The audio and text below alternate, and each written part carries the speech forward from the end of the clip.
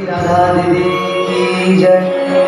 तो श्री प्रियव्रत महाराज का चरित्र वर्णन करते हुए इन्होंने कहा कि उनके कई पुत्र पौत्र आदि हुए।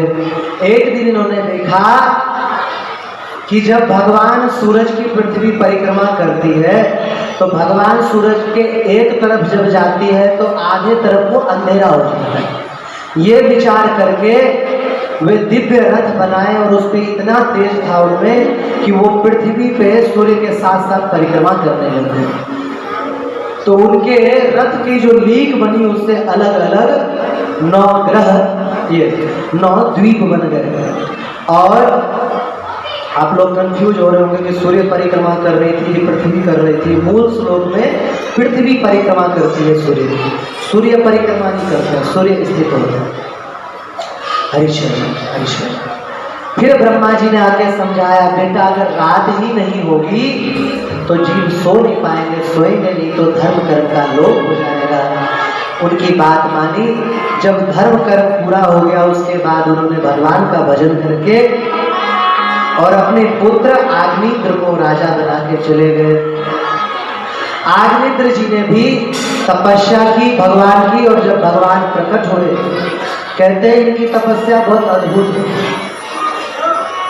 इन्होंने भगवान की तपस्या इस विधि से करी कि नित्य बहुत सारा पुष्प लाते और हर पुष्प की पंखुड़ियों पे अष्टादशाक्षर गोपाल मंत्र लिख करके ठाकुर जी को अर्पण करते हैं।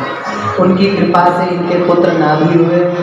नाभि ने एक बार अपने ब्राह्मणों को बोला, पुरोहितों को, अच्छा सोचो कितने तपस्वी होंगे राजा नाभि और कितने ब्राह्मण भक्त होंगे। ब्राह्मणों को बुला के कहा हमें यज्ञ करना। बोले क्या चाहिए? बोले हम चाहते हैं कि भगवान के समान पुत्र हो, भगवान ही हमें बेटा। ब्राह्मणों ने कहा ऐसा ही होगा। यज्ञ किया, भगवान प्रकट हुए। बोले क्या चाहिए? बोले प्रभु आपके समान ही हमें पुत्र चाहिए। बोले तथास्तु, मेरे समान तो मैं ही हूँ। श्री ऋषभ देव जी का अवतार हुआ। बोले ऋषभ देव भगवान की जय हो। ऋषभ देव जी का अवतार हुआ और कहते हैं इनके राज्य में एक बार इंद्र ने वर्षा नहीं करी। ऋषभ देव जी मुस्कुराए और मुस्कुरा करके बोले मैं अपने यज्ञ बल से कर लूंगा। और योग बल से श्री ऋषभ देव जी ने वर्षा की। पुत्र के समान अपने प्रजा को इन्होंने पालन किया और अंतिम में प्रजा को उपदेश देकर के महाराज इन्होंने संन्यास ले लिया। इनके सबसे बड़े पुत्र भरत जी राजा बने।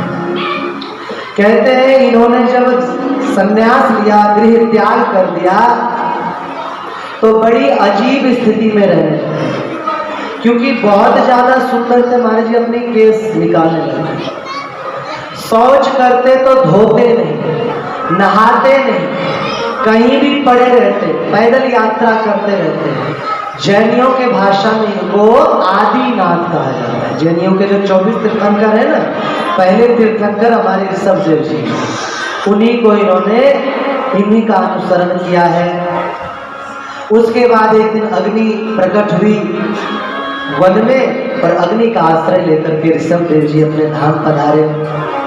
महाराजा भरत कई वर्ष तक राज सुख का भोग भोगते रहे। एक बार उनके मन में आया कि संसार का सार है, कब तक सुख भोग में हम लगे रहेंगे। वो सब कुछ छोड़ करके वन में चले आए और वन में तपस्या कर रहे हैं। एक दिन तप करते हुए उन्होंने क्या देखा, ये नदी के किनारे कि एक हिरनी जल पी रही थी जो गर्भवती थी। तभी तक सिंह की हुंकार सुनाई दे। सिंह की दहाड़ सुन करके हिरनी भयभीत होकर के नदी के पार छलांग लगाई। तो उसका बच्चा पेट से निकल के नदी में गिर गया। हिरनी एक गुफा में जाकर शरीर त्याग कर दिया। इन्होंने देखा, दौड़ करके उस बच्चे को उठा के आश्रम में ले आए, दया पूर्वक उसका पालन पोषण किया। देखो दया अति उत्तम है, परंतु जब आसक्ति हो जाती है वही दया बंधन कारण होती है। ऋषि कहते हैं कि देखो आसक्ति कितनी बुरी है। अपने 100 पुत्रों में आसक्ति नहीं हुई भरत जी की, अपनी पत्नी में नहीं हुई, किसी में नहीं हुई, राज में नहीं हुई, लेकिन एक हिरण के बच्चे को, दिन रात हिरण के बच्चे को दुलारना, प्यार करना। एक दिन हिरण के बच्चा बड़ा हो गया और उसे भी कोई हिरनी मिल गई तो ये क्यों वापस है, वो चला गया। ये विचार करने लगे, अरे कितना छोटा बच्चा है हिरण का, मुझे ही माता पिता समझता है, कहाँ गया होगा, किस स्थिति में होगा, कहीं सिंह न खा गया होगा। चिंतन करते करते मृत्यु नजदीक आ गई और वो वहीं पर पधार गए। महाराज अंतिम यथा अंत काले यथा मति तथा गति, मर करके हिरण बना, लेकिन इसको स्मरण था।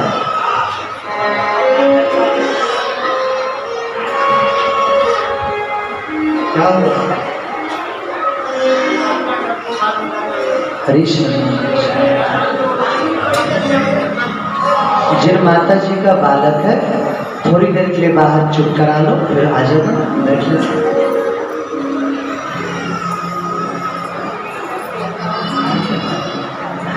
हरीश चलो जल्दी प्रयास करते हैं जहां तक हो सके। तो महाराजा जब ये जो भरत जी थे, हिरण रूप में भी इनको स्मरण रहा। स्मरण रहने पे इन्होंने नदी में जाकर के अपना आधा अन्न नदी में डुबा करके कृष्ण कृष्ण करते हुए प्राण त्याग दिया। और एक विद्वान ब्राह्मण के यहाँ इनका जन्म हुआ।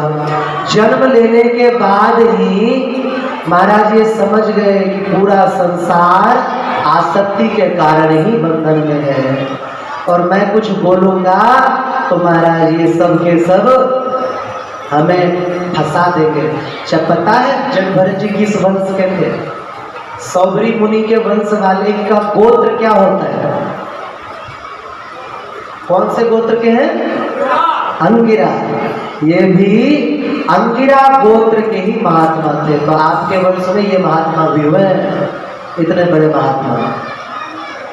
बोले अत कस्यचित् द्विज वरस्याम गिरह अंगिरह परवरस्य, जिनका प्रवर अंगिरा था। अंगिरा गोत्र के ब्राह्मण के यहाँ पर, जो ब्राह्मण बड़े तपस्वी ब्राह्मण थे, उनके यहाँ इनका जन्म हुआ। परंतु पिता ने बहुत स्नेह देने के बावजूद 4 महीने में भी गायत्री मंत्र तक ये याद नहीं करता। सब कुछ पहले कंठस्थ था, लेकिन गोत्र नहीं। एक महात्मा के विषय में बताता हूँ, यहाँ आते कभी कभी। श्री अनिल कुमार पटेल, उनकी स्थिति बड़ी ऊंची है। देखो किसी दिन भाग्य फिर हुआ आए तो दर्शन करना, सेम वैसी स्थिति बनी। मैं उनसे ऐसे पता कैसे रहेंगे, कुछ भी बकेंगे, हंसेंगे, गाने गाएंगे। उनसे वेदांत की ऊंची कारिकाओं की बात करो, ऐसे बात करने लग जाते हैं जैसे क से कबूतर, ख से खरगोश पढ़ा रहे हैं। कितनी भी ऊंची बात करो, बहुत ऊंची स्थिति के बाद। तो ये जब उच्चारण नहीं कर रहे थे तो पिता का मनोरथ मन में ही रह गया। समय आने पर उनका शरीर पूरा हो गया। इनके भाइयों ने कहा जब ये पढ़ता नहीं तो क्यों पढ़ाने की जिद करना, इनको काम पे लगा दो। ये चिंता रहित थे, जो मिलता खाते, मोटे तगड़े थे, कुछ भी काम करते थे। एक दिन क्या हुआ, अच्छा काम करते थे इस ढंग से करते थे जैसे किसी को काम करने की इच्छा ना हो ना, तो पता है किस ढंग से काम करना चाहिए। इस ढंग से काम करोगे दोबारा बोलेंगे काम करने के लिए। तो अब ऐसा ही काम करते, उनको बोल देते कि भाई यहाँ गड्ढा हो गया, इसको पाट को इतना पाटते पहाड़ बना देते, और बोलते कि यहाँ क्या नाम है गड्ढा करना है, इतना खोलते कुआं खोल देते। तो बोले इसके बस का कुछ नहीं, काम करो, इसको रखवाली पे रखो। रखवाली पे रखा तो वो महाराज तो परम भक्त, उन्होंने चिड़िया खाने आती, भगाना तो दूर, छोटे छोटे गिलास मिट्टी के कुल्हड़ में जल भर के रखे। कहते राम जी की चिड़िया, राम जी को खेल खा ले रही चिड़िया भर भर पेट। एक दिन वो वहां बैठे हुए थे, एक भील राजा के यहाँ पर एक मनुष्य को पकड़ा कि इसकी बलि देंगे तो हमारी संतान होगी, वो किसी तरह भाग गया। तो उसके सैनिक दौड़ते आए, देखा यही तगड़ा पशु है, इसको पकड़ के लेके गए, बांध दिया, भोजन कराया, भोजन कर लिए। बोले तुम्हारी हम बलि देंगे। बोले दे लो। तुरंत जैसे ही तलवार लेके बलि देने वाले थे, देवी माता श्री काली माता को सहन नहीं हो पाया। देवी भागवत के अनुसार भगवान श्री कृष्ण ही काली माता के रूप में अवतार लिए हैं। भगवान कृष्ण और भगवान शंकर राधा रानी के रूप में अवतार लिए। अलग अलग पुराण के अलग अलग कथाएं। तो काली माता तो परम भक्त है, कृष्ण है वो साक्षात, वो कैसे अपने पुत्र को मरने देगी। तुरंत हुंकार करके, गरज करके हार के बाहर आए और जितने वहां थे राक्षस द्रौपदी को सबको काट दिया और गोद में उठा करके प्यार किया बालक को। बालक फिर वहां से चल पड़ा, घर द्वार छोड़ दिया, घर द्वार छोड़ करके विचरने लगे। एक दिन की बात है, सिंधु सौवीर देश का नरेश रहुगढ़, भाष्यकार संतों ने वर्णन किया है कि जड़ भरत जी जिस हिरण के प्रेम में थे ना, उस हिरण को उन्होंने बड़े प्यार से पाला और पालते समय एक आशीर्वाद दिया था। क्या आशीर्वाद दिया था? मनसा तस्मा आशीष आशास्ते स्वस्ति ताद्वत्सते सर्वत्र इति बोला था उन्होंने श्रीमद् भागवत पुराण के 8वें स्कंद के 5वें स्कंद के 8वें अध्याय के 14वें श्लोक। बोला हे बेटा तुम्हारा कल्याण हो जाए। तो बोले वही हिरण, क्योंकि संत का आशीर्वाद था, वही हिरण राजा के रूप में प्रकट हुआ। तो कल्याण भी उसी संत को करनी थी आगे, तो वही राजा के रूप में प्रकट हुआ। एक दिन वो कपिल मुनि के आश्रम पे जा रहा था, एक कहार बीमार पड़ गया। तो कहारों ने देखा ये मोटा तगड़ा है, उसे ही पकड़ना है। लेकिन ये जब चलते थे तो भक्त हृदय थे, किसी जीव की हत्या कैसे करें, तो वो 2 पग देख के चलते, 2 हाथ देखते, चींटी दिखता उछल पड़ते।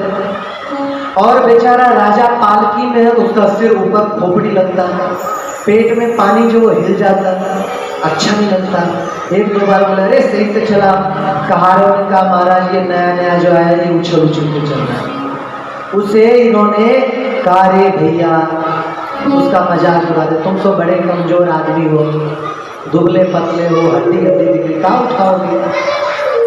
कुछ नहीं बोले जगभरत जी। जब दोबारा ऐसा हुआ, राजा ने क्रोध में कहा अरे क्या तू जीता ही मर गया है, तुझमें प्राण नहीं रहा, कंसान विद्ध है ना, प्राण बिल्कुल नहीं रहा। विद्ध महाराज विद्ध होने वाले वचन कहे, लेकिन ये हंसने लगे और हंस करके बोले राजन स्थौल्यं काश्यं व्याधयाधयश्च शूद्रभयं कलिर्च्छा जरा च निद्रारतिर्मन्योरहं मदः शुचो देहे न जातस्य हिमे न सन्ति। बोले हे राजन तुमने जो कहा ठीक ही कहा, तुम्हारा उड़ाना व्यर्थ नहीं है। बोले चलने वाला है तो मार है, ढोने वाला है तो बोझा है, लेकिन तुम शरीर मानते किसको हो? तुम ये मानते हो कि मेरा शरीर मोटा है। शरीर मोटा हो सकता है, मैं कोई मोटा हूँ। शरीर पतला हो सकता है, मैं कोई पतला हूँ। बोले राजन इस संसार को ध्यान से देखो तो इस संसार में कुछ भी सत्य नहीं है। जो आज है वो कल नहीं हो जाएगा। तो कहाँ कुछ सत्य? सत्य किसे कहते हैं? ना सतो विद्यते भावो ना भावो विद्यते सता। बोले जिसकी सत्ता का कभी अंत ना हो वही तो सत्य है। आज हम है, कल हम मर गए, मतलब हम थे ही नहीं। शरीर बीच में ऐसे ही जैसे फफूंद प्रकट होता है या बरसाती मेढक पैदा होता है। बोले कि तुम अगर दंड देना चाहो तो मेरे शरीर को दे सकते हो, मैं तो दंड और पुरस्कार से रहित हूँ। तुम्हें अगर मैं उन्मत्त लग रहा हो तो तुम्हें जैसा करना हो वैसा करो, तुम्हें मुझे शिक्षा देना व्यर्थ है। रघुगण ने सुन के समझ गए कोई दिव्य ऋषि है, चरणों में पड़ गए और चरणों में पड़ के कहा महाराज, अद्भुत बात इन्होंने कही। नाम विषम के सुरराज वज्रा नात्रयक्षूला न यमस्य गंधा नान्यज्ञ सोमानिल विपत् वित्तपास्त्रा छंगे भृशम ब्रह्म कुलावमाना। बोले महाराज मैं इंद्र के वज्र से नहीं डरता, मैं अग्नि सूर्य आदि के अस्त्र शस्त्र से, यमराज के अस्त्र से, ब्रह्मा जी के ब्रह्मदंड से, भगवान शंकर के त्रिशूल से नहीं डरता, लेकिन ब्राह्मण के शाप से डरता। क्यों? क्योंकि ब्राह्मण जो उत्तम कर्म में लगा है उसको भगवान अपने समान मानते हैं। चलो प्रसंग आया है, एक बात है। हमारे धर्म के विषय में कहा जाता है, अरे देखो तो सही इस धर्म के लोग कैसे हैं, किसी को नीच मानते हैं, किसी को उच्च मानते हैं, शूद्रों को मंदिर में नहीं घुसने देते। हाथिया नाम के गांव में पता चला 150 परिवार करीब बौद्ध बनने जा रहे। हमें कहा गया, हम पहुंचे, हमारे साथ राम हरि प्रधान है। बोले महाराज उनको कहोगे क्या, उनको हिंदू बना के कैसे रखा जा सकता है? हमने कहा मैं उनको कहूंगा शूद्र की श्रेष्ठता क्या है, शूद्र कैसे श्रेष्ठ है। हिंदू धर्म में सबका अलग अलग महत्व है। महाराज जी देखिए विष्णु पुराण एक गरुड़ पुराण, अलग अलग महत्व है। बोले क्या ब्राह्मण क्षत्रिय वैश्य शूद्र कोई नीचा ऊंचा बनाया भगवान ने? क्या जातियां भगवान की बनाई हुई या वर्णाश्रम भगवान का बनाया हुआ है? भगवान का बनाया हुआ वर्णाश्रम। शूद्र वैश्य क्षत्रिय ब्राह्मण भगवान ने इसकी कल्पना नहीं करी, मनु महाराज ने करी। क्यों करी? भेदभाव के लिए? अरे नहीं, ताकि किसी जीव को अपनी आजीविका के लिए इधर उधर भटकना ना पड़े। उदाहरण देके समझाऊं। मनु जी एक महात्मा है, संत है, उन्होंने देखा कि हमारे 100 बेटा हो, अरे बच्चों को शांत करो, बालक भगवान शांत हो जाओ, शुरू क्यों शोर मचा रहे? हरिशरण हाजी खैर पता है ये तो अपने बाप की नहीं मानते, हमारी क्या मानेंगे।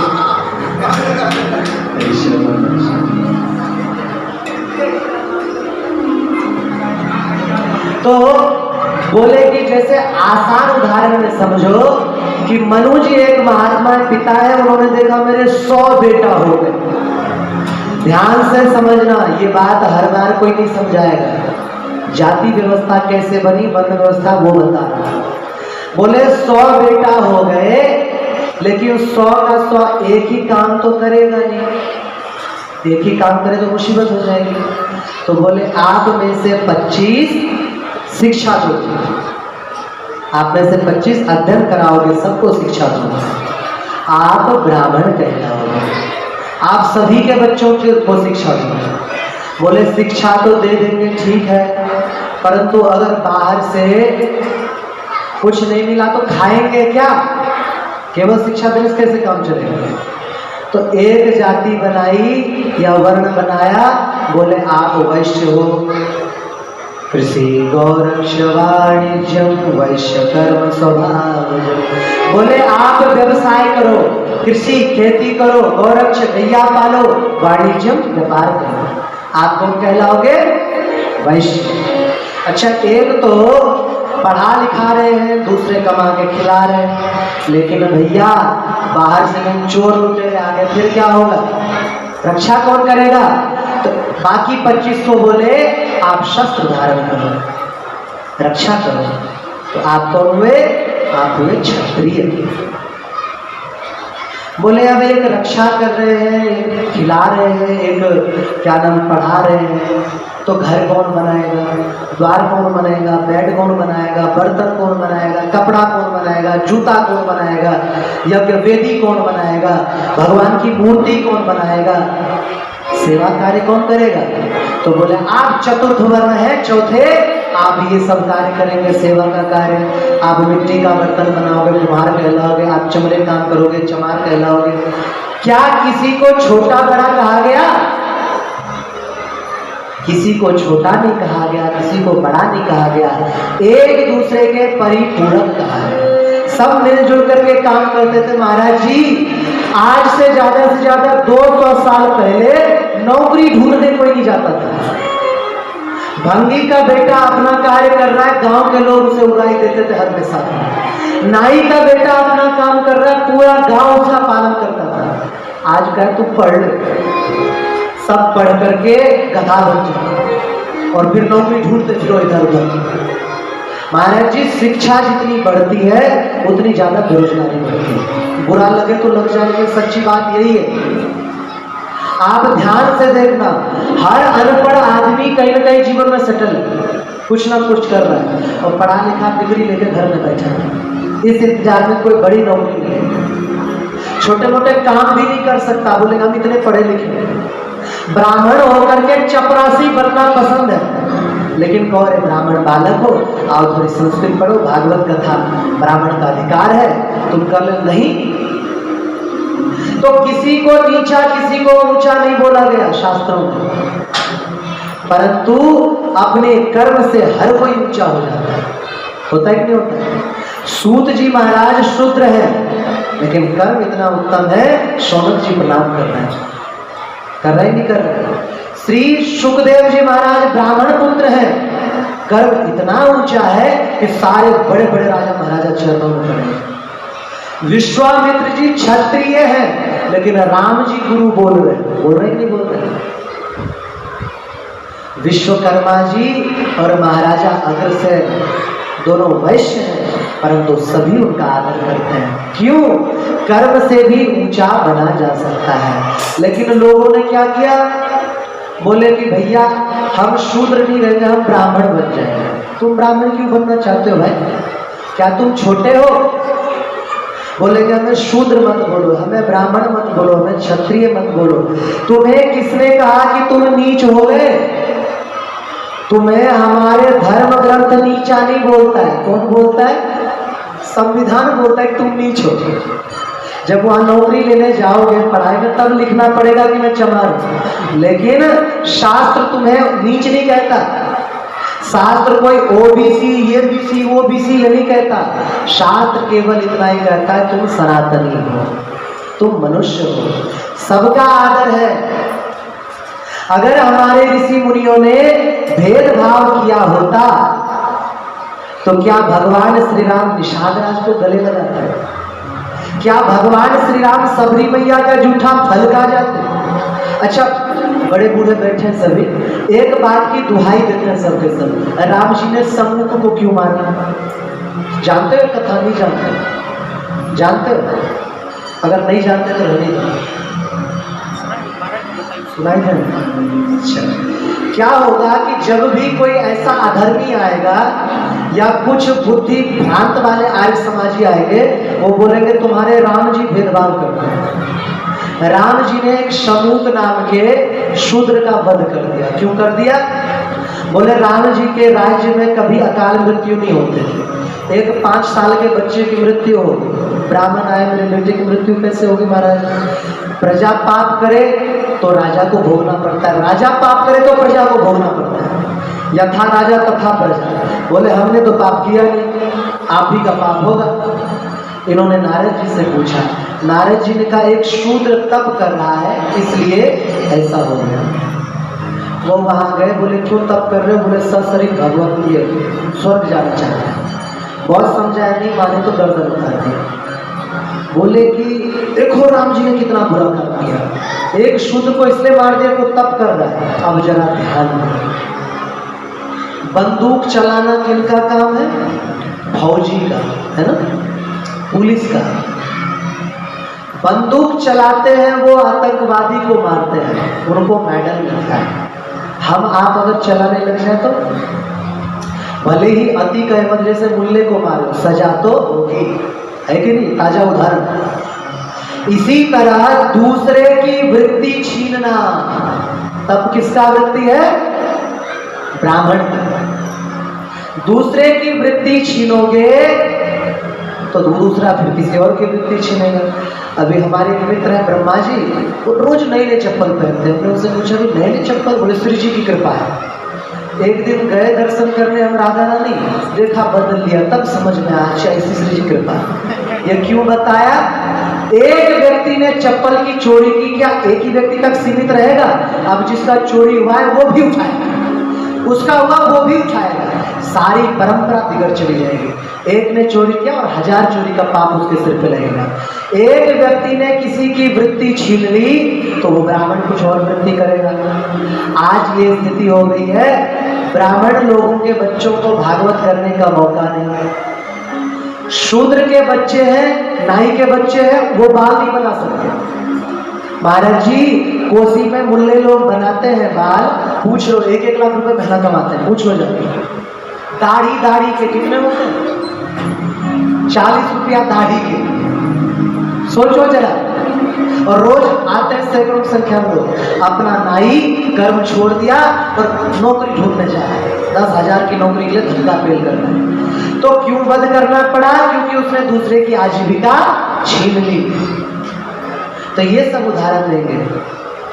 श्री व्यास जी महाराज ने कहा है, इसका विस्तार अधिक नहीं करते हैं, समय भी हो गया है। तो उन्होंने कहा कि महाराज आप कौन हो, आप बता दो। इन्होंने बताया कि राजन मैं भगवान का भक्त भरत हूँ, पिछले जन्म में राजा था। तुम्हें अगर उद्धार की कामना है तो अपने शरीर संसार में आसक्ति मोह मत रखो, भगवान का भजन करो। इस तरह से रघुगण भी भगवान का भजन करने लग गया और श्री जड़ भरत जी भी पृथ्वी पर घूमते रहे। और जब शरीर का समय आया तो भगवान की लीला गान करते उन्होंने शरीर त्याग दिया। बोल भरत जी महाराज की जय हो। चलो पंचम स्कंद का 12वां अध्याय समाप्त हुआ। आशा है कल कृष्ण चरित्र तक। आज काफी संक्षिप्त किया, कारण ये है कि विस्तार से हम कथा कर तो रहे थे, परंतु हमें ऐसा लग रहा था कि 2-3 महीना में भी कथा पूरा नहीं हो पाएगा, कथा भाग भी रखे थे। तो जो कथा आपने सुनाई है उसको संक्षिप्त करते हैं, और जो नहीं सुनी है उसको हम विस्तार से लेकर के चलते। जैसे महाराजा मेन का आप लोगों को सुना होगा, डायरेक्ट हुंकार करके मान दिया, लेकिन दूसरी कथा भी है। अब कुछ मिनट का समय रखते हैं, बैठो भी। प्रश्न किसी का कुछ हो, माइक लो और प्रश्न पूछो कि तुम्हें वो विधर्मी लोग बहकाएंगे। किसी के मन में कोई प्रश्न हो तो पूछो, आओ खड़े होकर पूछो। शास्त्र से संबंधित, घर से संबंधित या कोई कथा से संबंधित रह गया हो वो पूछ सकते हो। अब मैथ के सवाल तो मत पूछने लग जाना, हमने ऐसे गलती नहीं पड़े। आज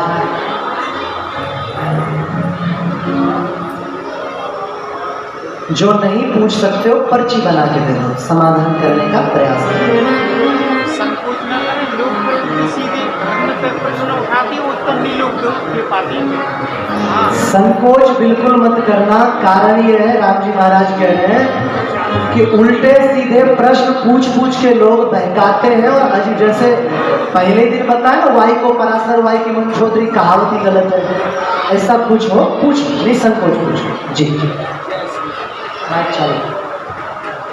जय श्री राम। जय श्री राम। बोलो महाराज जी, काशी में गंगा जी क्यों पहले से हरिश्चंद्र गंगा जी में गंगा जल लेने जाते थे? ऐसा सुना है शास्त्रों के द्वारा कि गंगा जी भागीरथ जी लाई थी और हरिश्चंद्र के कई पीढ़ी बाद भागीरथ जी। तो वो कौन सी गंगा जी थी जो गंगा जल भरने जाते थे हरिश्चंद्र? अति उत्तम प्रश्न किया ना, ताली बजाओ। देखो ये होता है ध्यान देने का फल। इन्होंने कितना उच्च चिंतन किया कि राम जी के जाने कितने पीछे पीढ़ी में थे हरिश्चंद्र जी, भगीरथ सागर के भी पहले थे। तो उस समय वो कौन से मणिकर्णिका घाट पे गंगा जी के किनारे मुर्दा जलाने का काम करते थे। बड़ा अच्छा प्रश्न। पंचगंगा के विषय में शास्त्रों में वर्णन आया हुआ है। भगीरथी गंगा से पहले जो गंगा थी उनका अवतरण राधा कृष्ण के शरीर से हुआ था। श्री ब्रह्मवैवर्त पुराण प्रकृति खंड। ऐसा हुआ कि राधा और कृष्ण दोनों साथ में बैठे थे। जिनको प्रमाण देखना हो हमारे पास पुराण भी है, ठीक है, चिंता मत करना। राधा कृष्ण बैठे थे, अत्यंत उत्तम गान हो रहा था। हम नारद चरित्र में बता चुके हैं। नारद जी आए और बड़ा सुंदर भगवान का कीर्तन, तो वहाँ राग भी वर्णन है महाराज जी, मालकों से राग में बड़ा सुंदर कीर्तन गाने लग गए। और उस कीर्तन को सुन करके राधा कृष्ण इतने भावुक हो गए कि उन दोनों का शरीर जल, दोनों का शरीर जल गया। अब सबके सब भयभीत हो गए कि राधा कृष्ण जल बन गए, अब दर्शन कैसे होंगे। तभी आकाशवाणी हुई कि हे भगवान शंकर, आप शावर तंत्र की रचना करो। आपने सुना साबरी मंत्र, शावर मंत्र। शावर तंत्र की जब रचना करोगे तब राधा कृष्ण प्रकट होंगे। तो शावर तंत्र की जब रचना की गई तब राधा कृष्ण प्रकट हो गए। और वो जो जल था उस जल में से प्रकट होने के बावजूद वो जल बचा है। और उस जल में से देवी श्री गंगा मैया प्रकट हुई। एक ये कथा। दूसरी ओर आती है, दूसरी आती है कि जिस समय भगवान वामन ने पृथ्वी की वो नापे थे चरण से, तो ब्रह्मांड ऊपर फूट सा गया, कृष्ण गर्भ ब्रह्मांड फूट गया। तो जो कारणयोतोषायी जल है, कारण जल है, जो विरजा नदी जिसके कहते हैं, विरजा नदी का जल भगवान के चरण से होते हुए ब्रह्मा जी के कमंडल में है। और ब्रह्मा जी ने उस समय जगत जीवों की इच्छा के ऊपर उस जल को काशी के द्वारा, भगवान शंकर जी वहां पर निवास करते थे। ये उन समय की बात है जब लोमस जी गिरिराज महाराज ले जाना चाहते थे। तो उस समय वो गंगा को अवतरण उन्होंने किया था। 5 अलग अलग गंगा का भी वर्णन शास्त्रों में, भगीरथी गंगा, मंदाकिनी गंगा आदि आदि वर्णन है, सभी का वर्णन भी नहीं है। और कोई प्रश्न? किसी को पूछना हो कोई प्रश्न पूछ लो, प्रमाण से प्रश्न का उत्तर देंगे, ग्रंथ में दिखा देंगे, चिंता मत करना। हवा में तीर मारने की आदत नहीं है हमारे। बोलो किसी और कोई पीछे युवा साथी, किसी को कोई प्रश्न करना है? कोई सा भी प्रश्न शास्त्र से संबंधित कुछ। अरे तुम्हें अगर ऊट पटांग किसी ने सुना रखा है ना कि फलाने का बाप कौन, फलाने की माँ, वो भी पूछ लो, मौका है। कुछ कहें इन लोगों से? आप ब्रजवासियों से निवेदन है, अभी आप संकोच न करें। बाद में ऐसा होता है अधर्मिया और लोग उल्टे सीधे प्रश्न करते हैं हम लोगों से, और हम उस समय प्रश्नों के उत्तर नहीं दे पाते हैं। तो आपके मन में जो भी ऐसा कोई प्रश्न हो धर्म से, अध्यात्म से संबंधित, महाराज जी का बहुत अध्ययन गहन चिंतन मनन है। अपना समझ के महाराज जी को जिज्ञासा समझ के जरूर प्रश्न करेंगे। जय श्री राम। माताओं तो है कोई प्रश्न? पूछ रहे?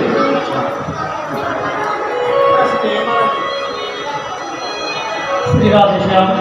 ये श्री नटवर सिंह बड़गुजर जी हैं, हिंदू स्वराज संगठन के सचिव।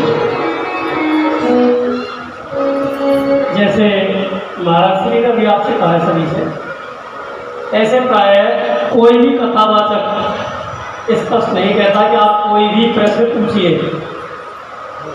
एक बार ऐसे जैसे भी आप संकोच कर रहे हैं, महाराज जी के साथ मैं तो रहता हूँ काफ़ी समय में, 2 वर्ष से ज़्यादा हो गए, और अब कोई संकोच मुझे है नहीं।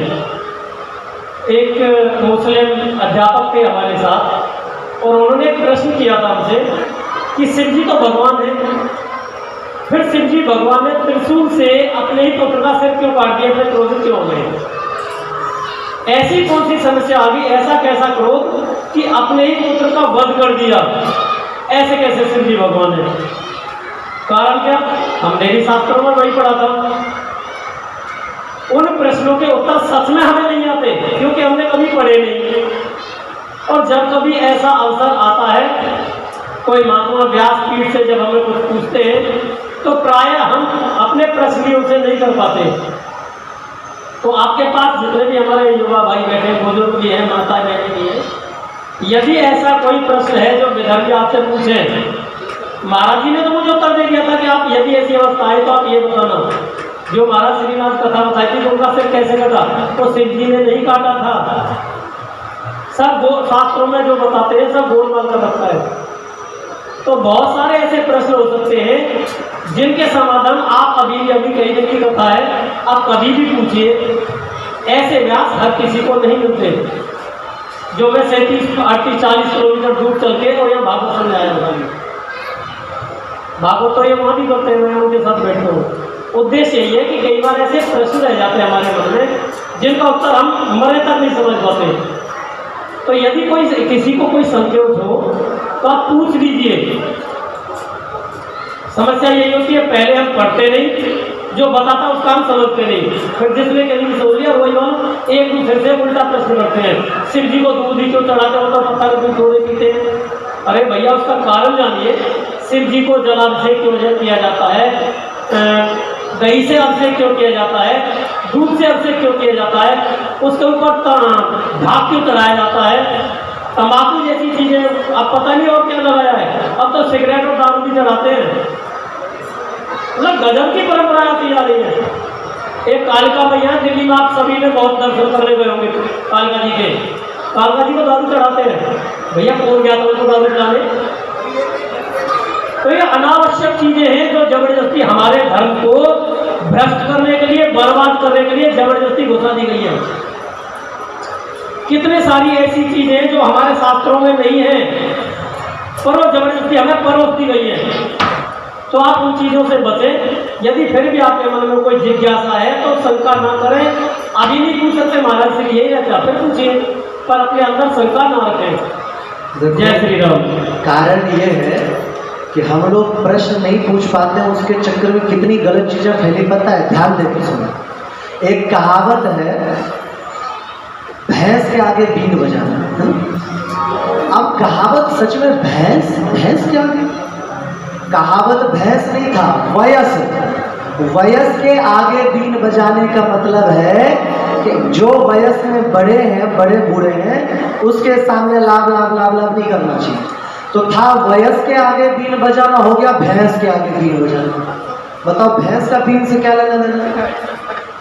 इसी तरह मतलब बीन मतलब राग। वयस जो बड़े बूढ़े उनसे राग अलापते नहीं है, उनके सामने अपनी सेख नहीं बगाड़ते। वो था वयस के आगे बीन बजाना, हो गया भैंस के। इसी तरह एक महात्मा, धोबी का कुत्ता ना घर का घन घाट। अरे कुत्ते से धोबी का क्या लेना देना? कुत्ता कहते हैं खूंटी को, कुत्ता नहीं। खूंटी चाहे घर में हो चाहे घाट में, उसका काम है कपड़े टांगना। कहते हैं धोबी का कुत्ता ना घर का ना घाट का। कुत्ता तो खत्म हो गया, कुत्ता आ गया। ऐसे ही गुरु मेहरबान तो गधा पहलवान। अब बताओ गधा से क्या लेना देना पहलवानी का? गधा शब्द होता है शिष्य। ये उर्दू का शब्द है, मतलब गुरु की मेहरबानी हो जाए तो शिष्य भी। अब वो गधा शब्द हट गया, गधा। तो कोई भी मन में हो तो पूछो, बिना पूछे कैसे पता चलेगा? मेरे अलावा कोई और बैठा होगा, पूछोगे बिना, वो कहेंगे चुप नालायक, नीचे बैठ जाए, कथा होगी। अभी मौका है, कुछ पूछना हो बच्चों, कोई संकोच मत करो, कोई भी मत करो संकोच। जितना हम पे हो पाएगा उतना हम समाधान करने का प्रयास अवश्य करेंगे। है किसी का कोई प्रश्न या कीर्तन करें कीर्तन? जय सिया राम, जय सिया राम। पूछना जय सिया राम, जय सिया राम, जय सिया राम। मंगल भवन अमंगल हारी, मंगल भवन अमंगल हारी।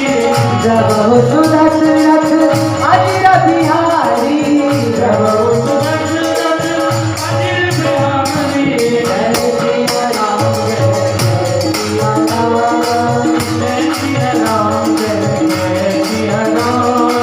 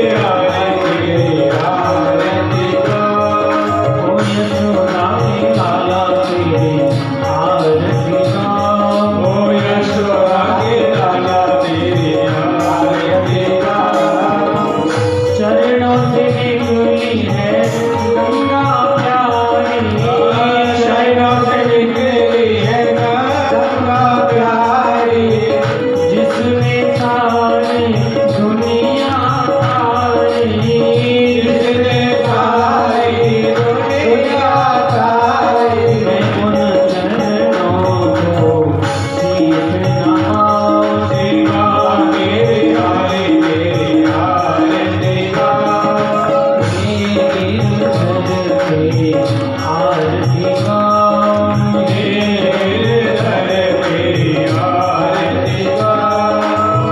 दास अनाथ के नाथ आप हो, दास अनाथ के नाथ आप हो। सुख सुख जीवन प्यारे साथ आप हो, सुख सुख जीवन प्यारे साथ आप हो। बाकी छवि को न दो मन में बताओ, हरे तेरी आरती गाऊं। रसिक बिहारी तेरी आरती गाऊं, रसिक बिहारी तेरी आरती गाऊं। श्री हरिदास के प्यारे तुम हो, श्री हरिदास के प्यारे तुम हो। मेरे मोहन जीवन धन हो, मेरे मोहन जीवन धन हो। युगल छवि को मैं दो मन में बसाऊं, बिहारी बिहारी तेरी आरती गाऊं। हे गिरधर तेरी आरती गाऊं, हे गिरधर तेरी आरती गाऊं। संग में विराजे बरसाने वाली, संग में विराजे बरसाने वाली। ललिता विशाखा सखियाँ प्यारी, ललिता विशाखा सखियाँ प्यारी। मान सदान ध्यान पाओ, बिहारी बिहारी तेरी आरती गाऊं। नंद दुखी लाला तेरी आरती गाऊं, नंद लाला तेरी आरती गाऊं।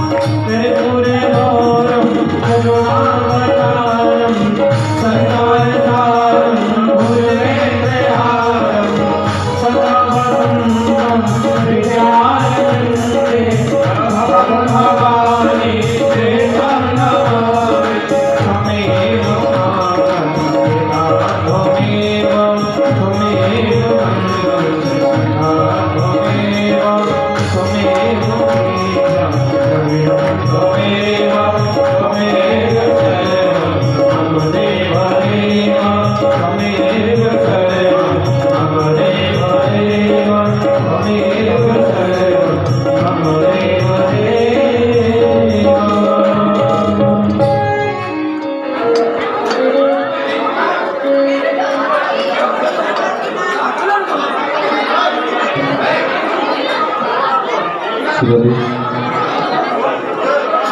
ओम श्री परमात्मने नमः। हरिः ओम धनेन जगमय यन्तदेवस्थानि धर्माणि प्रथमन्यतेहनाकं महिमाना सचक्र यत्र पूर्वे सन्ति देवा राजाधिराजाय प्रशसाहिने वैष्णवनाय कुर्महे। हरिः ओम्। एकदन्ताय विद्महे वक्रतुण्डाय धीमहि तन्नो दन्ति प्रचोदयात्। हरिः ओम्। नन्दनन्दनाय विद्महे यशोदात्मजाय धीमहि तन्नो कृष्ण प्रचोदयात्। हरिः ओम्। वृषभानुजाय विद्महे कृष्णप्रियाय धीमहि तन्नो राधा प्रचोदयात्। हरिः ओम्। हंस हंसाय विद्महे परमहंसाय धीमहि तन्नो श्री सुप्रचोदयात्।